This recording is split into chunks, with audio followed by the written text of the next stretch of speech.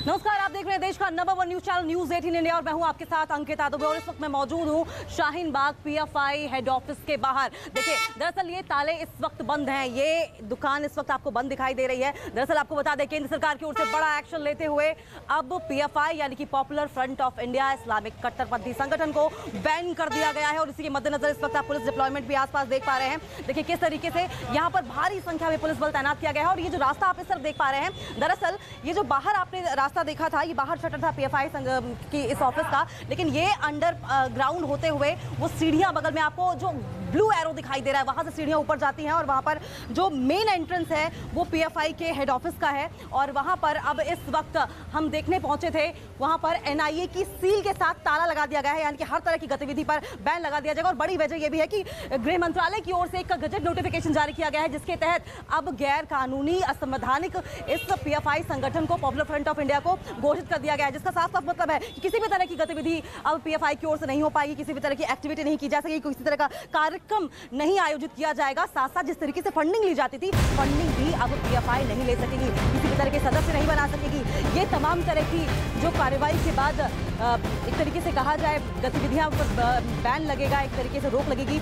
इसके अलावा आपको तस्वीरें दिखा रहे हैं, देखिए किस तरीके से ये दरअसल जो आप देख पा रहे हैं शटर 2 बंद है, ये पीएफआई का बाहर वाला हिस्सा है जिसे इस वक्त बंद कर दिया गया है। और अब कम से कम ये जो दुकान है जहां पर आतंकवाद और तरह तरह के क्राइम के षड्यंत्र रचे जाते थे, ये कम से कम 5 सालों तक बंद रहेगी। और इसी के मद्देनजर अब शाहीन बाग, क्योंकि सेंसिटिव इलाका माना जाता है, ऐसे में पूरी तरीके से यहाँ पर पुलिस बल की तैनाती कर दी गई है। और आप यहाँ पर देखिए किस तरीके से ये जो पूरा रास्ता आप देख पा रहे हैं, दरअसल इस पूरे इलाके में पुलिस पेट्रोलिंग, कई टुकड़ियों में पुलिस पेट्रोलिंग लगातार कर रही है। और इसके अलावा देखिए ये जो पूरी गली है, इस गली के कोने में, क्योंकि मेन गली मानी जाती है, इसके अलावा आपको दूसरी तरफ भी दिखाएंगे किस तरीके से दूसरी तरफ भी पुलिस बल की तैनाती की गई है।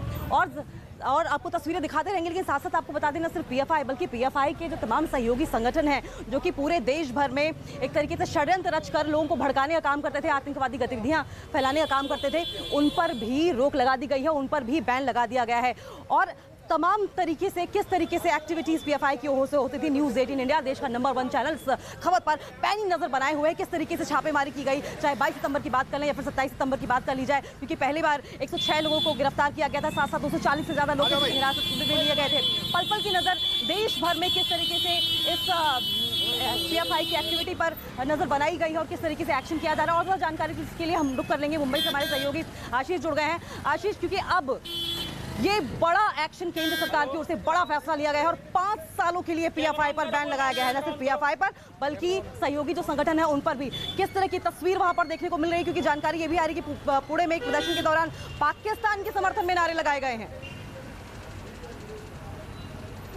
सबसे अहम बात यह है कि पीएफआई के जितने भी दफ्तर थे, वो दफ्तर ज़्यादातर किराए पे थे। लिहाजा जब पहले ही कार्रवाई की गई थी एनआईए, एटीएस और ईडी की, तो उसके बाद से वो दफ्तर जो है वो पूरी तरह से सील कर दिए गए हैं। वहीं दूसरी तरफ अगर अहम बात देखा जाए कि कल जिस तरह से कार्रवाई की गई, वो असल में जो मुख्य कमांडर्स हैं पीएफआई के जो गिरफ्तार किए गए थे, उसके बाद जो दूसरा काडर है वो लगातार एक्टिवेट होकर नवरात्रि के माहौल में, खासतौर पे ये बात एटी जो है मुंबई क्राइम ब्रांच ने कोर्ट में कही है कि नवरात्रि में जो है माहौल ख़राब करने के लिए पीएफआई जो है वो गतिविधियां कर रहा है, लिहाजा उसके ऊपर बैन लगाया जाए। ये बात कोर्ट में खुद क्राइम ब्रांच ने कही है। उसी के मद्देनज़र फिलहाल जितने भी पंडाल हैं जहाँ पर नवरात्रि उत्सव हो रहा है, वहाँ पर सुरक्षा व्यवस्था बढ़ाई गई है। इसके अलावा पीएफआई पर बैन लगने के साथ ही साथ एक और जो है अधिसूचना जारी की गई है, जिसमें कहा गया है कि यूएपीए के तहत मामला दर्ज किया जा सकता है, क्योंकि जो 5 एटीएस ने आरोपियों को गिरफ्तार किया है, इनमें से एक के पास 2047 का जो पीएफआई का प्लान है, यानी कि पूरे देश को,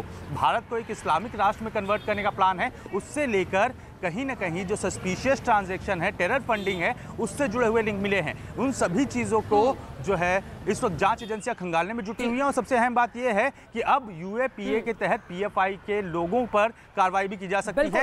हफ्ते में 2 बार देशव्यापी कार्रवाई की गई एनआईए और ईडी की तरफ से, और ऐसे में 5 साल के लिए प्रतिबंध पीएफआई पर लगा दिया गया है। लेकिन अब आपको दिखाते हैं वो 10 बड़ी बातें जिसकी वजह से पीएफआई पर बैन लगाया गया है। गृह मंत्रालय की तरफ से जो अधिसूचना जारी की गई है, उसमें यह कहा गया है कि पीएफआई जो है वो देश विरोधी गतिविधियों में संलिप्त रहा है। ऐसे में सबसे बड़ी बात यही निकलकर सामने आई है कि गुप्त एजेंडे के तहत देश में काम पीएफआई की तरफ से किया जा रहा था। सबसे बड़ी वजह यह है। दूसरी सबसे बड़ी वजह यह है कि एक विशेष वर्ग को कट्टर बनाने की कोशिश यहां पर पीएफआई की तरफ से की गई।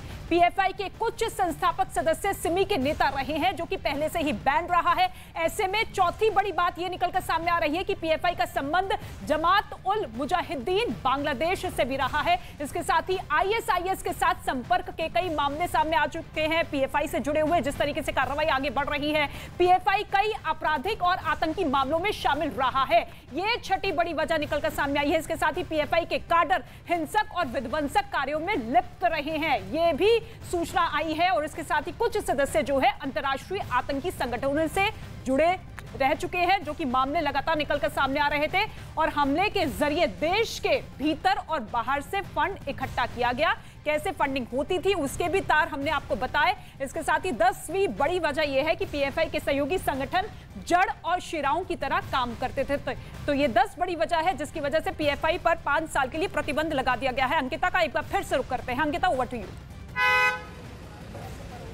बिल्कुल रितिका, और जिस तरीके से आप बता रही थी कि 10 कौन सी बड़ी वजह है जिस वजह से पीएफआई पर बैन लगाना बेहद जरूरी हो गया था। दरअसल ये लगाम काफी समय से कड़ाई से कसने की कोशिश की जा रही थी, लेकिन अब केंद्र सरकार को ये लगा कि ये लगाम और ज्यादा कड़ाई से कसी जानी चाहिए। और यही वजह थी कि पीएफआई और साथ साथ जो उसके सहयोगी संगठन थे उन पर बैन लगा दिया गया। और साथ साथ गृह मंत्रालय की ओर से एक अधिसूचना इस बात को लेकर भी जारी की गई है कि अगर राज्य सरकार चाहे तो यूएपीए के तहत जो तमाम पीएफआई कार्यकर्ता हैं और संगठन है, अगर उन्हें गलत पाया जाता है, उनके खिलाफ सबूत मिलते हैं, तो उन पर कार्रवाई करने के लिए स्वतंत्र है। और ज्यादा जानकारी के लिए हम लोग कर लेंगे हमारे साथ सहयोगी अमित भी लखनऊ से जुड़ गए हैं। हमने दिखाया आपको किस तरीके से मुंबई में सुरक्षा के पुख्ता इंतजाम किए गए हैं। हम अमित आपसे जानना चाहेंगे, क्योंकि अब पीएफआई पर 5 साल तक के लिए बैन लगा दिया गया है, किस तरह की सुरक्षा व्यवस्था वहां पर देखने को मिल रही है? क्या कुछ सेफ्टी मेजर्स हैं और क्या कुछ रिएक्शन अब निकलकर सामने आ रहा है?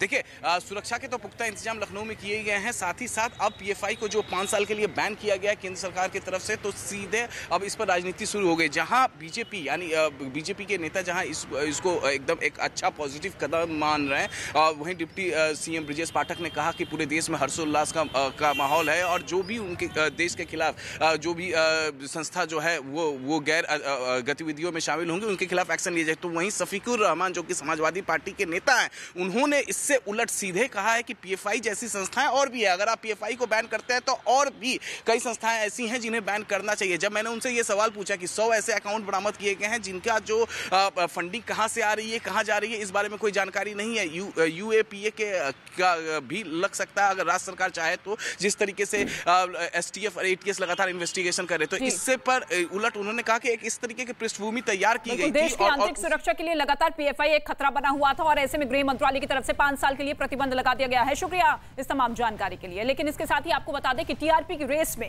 न्यूज़ 18 इंडिया की बादशाहत